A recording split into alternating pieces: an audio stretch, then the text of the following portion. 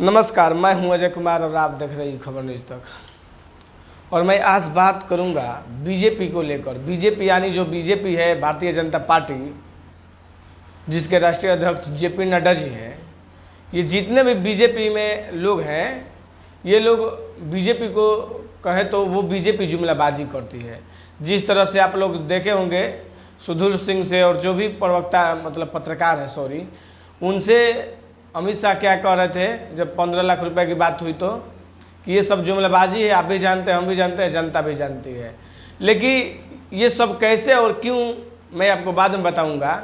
लेकिन फ़िलहाल मैं बात कर लूँगा जो बिहार प्रदेश प्रवक्ता जो मीडिया पैनल के हैं विनोद शर्मा, वो बीजेपी के प्रदेश प्रवक्ता से इस्तीफा दे दिए हैं और अपना इस्तीफा पत्र जेपी नड्डा जी को जो बीजेपी के राष्ट्रीय अध्यक्ष हैं उनको भेज दिए हैं। चलिए आप पहले विनोद शर्मा को सुन लीजिए, ये क्यों दिए हैं और क्या कुछ कारण रहा है, सुन लीजिए। दिखा दिया है, क्या वो कारण है? देखिए, मैं काफी दुखी मन से अपने आदरणीय अध्यक्ष नड्डा साहब को पत्र लिखा, प्रधानमंत्री जी को मेल किया कि इस घटना से पूरा देश, मणिपुर में जो घटना घटी है, जिस तरह से हमारी बहन बेटियों को पूर्ण नग्न करके गुप्तांगों के साथ खिलवाड़ किया गया, जुलूस के शक्ल में, पूरे विश्व में ऐसी घटना नहीं हुई है। उसके बाद भी हमारे आदरणीय प्रधानमंत्री जी सोए हुए हैं, उनको हिम्मत नहीं है कि मुख्यमंत्री वीरेंद्र सिंह को बर्खास्त करें। हमारे आदरणीय चीफ जस्टिस ने भी उन्हें संकेत दिया, उनको भी बोलना पड़ा कि मैं कार्रवाई करूंगा। उसके बाद भी कार्रवाई करने के लिए वो हिम्मत नहीं जुटा पा रहे हैं। इससे शर्म की बात क्या होगी। भाजपा बेटी बचाओ और नारी सुरक्षा की बात करती है, हिंदू राष्ट्र की बात करती है, हिंदू सनातन की बात, राष्ट्रीय सनातन धर्म की बात करती है। क्या सनातन धर्म में है कि अपनी बहन बेटियों को सड़कों पर घुमाओ, भारतीय बेटियों को अपमान करो? तो हम इस अपमान को बर्दाश्त नहीं कर पाए और एक मानवता के कारण इसके खिलाफ मैंने आवाज उठाया। क्या आपने पार्टी आला कमान से कोशिश की थी बात करने की इस मुद्दे को लेकर? मैं दिल्ली गया, 5 दिन तक रहा, अभी लौटा हूँ। सबसे संपर्क किया, हमको कहा गया कि आप डिबेट इसके पक्ष में कीजिए। मैं कहा कि इस मुद्दे पर मैं पक्ष में नहीं बोल सकता, मैं नहीं गया। और इस मुद्दे को आने के बाद मैंने निर्णय लिया कि ये लोग कोई सुनने वाला नहीं, ये लोग सत्ता का लोभी है, सत्ता के लिए सारा काम करता है। ये लोग बहन बेटी और देशवासियों के लिए कोई इनको फिक्र नहीं है। क्या विपक्ष जो कह रहा है कि प्रधानमंत्री से मांग कर रहा है बोलने की पार्लियामेंट के अंदर, प्रधानमंत्री चुप है, क्या आपको लगता है कि विपक्ष की मांग जायज है मणिपुर को लेकर? देखिए, निश्चित रूप से इसमें राजनीति नहीं होनी चाहिए। पूरा जब देश एक है, हर पार्टी हर धर्म के लोग बोल रहे हैं कि इस पर अपनी बात रखिए, आप हिम्मत जुटाइए। आप क्यों अपने चेहरे को कलंकित कर रहे हैं? पूरे विश्व में आप विश्व गुरु बनाने चले थे और एक भारत में अपनी बहु बेटियों को नहीं बचा रहे हैं। कौन आप पर विश्वास करेगा? और निश्चित रूप से काले अध्याय में आदरणीय नरेंद्र मोदी जी का नाम लिखा जाएगा और कभी यह छाप उन पर से नहीं हटेगा।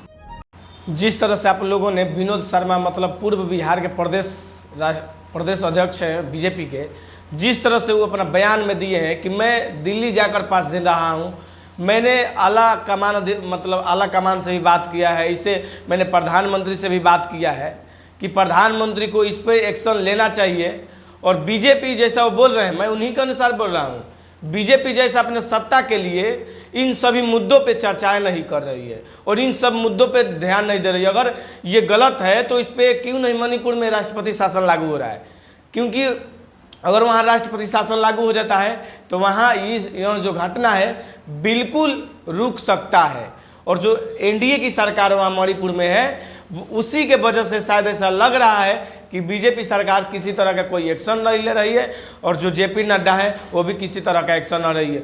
इसी सभी चीज़ों को देखते हुए जो विनोद शर्मा है, पूर्व बिहार प्रदेश अध्यक्ष भाजपा, इसलिए वो इस्तीफा दे दिए है कि ऐसी पार्टी में मुझे नहीं रहना है जिस पार्टी इस देश की महिला सुरक्षा की बात होती है तो वो महिला सुरक्षा के लिए तत्पर होकर काम नहीं कर रहे।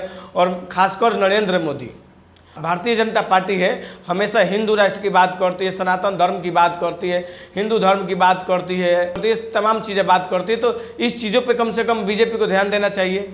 और खासकर जो बीजेपी के राष्ट्रीय अध्यक्ष है जेपी नड्डा को मुख्यमंत्री से, मणिपुर के मुख्यमंत्री से इस्तीफा मांगना चाहिए और जल्द से जल्द वहाँ राष्ट्रपति शासन लागू कराना चाहिए। इन्हीं सब वजहों को देखते हुए जिस तरह से वहाँ महिलाओं के साथ बहुत अभद्र व्यवहार किया गया, अभद्र काम किया गया, उन सभी चीज़ों को देखते हुए ये आवाज़ उठाए जो विनोद शर्मा है बीजेपी के प्रवक्ता, ये आवाज़ उठाए।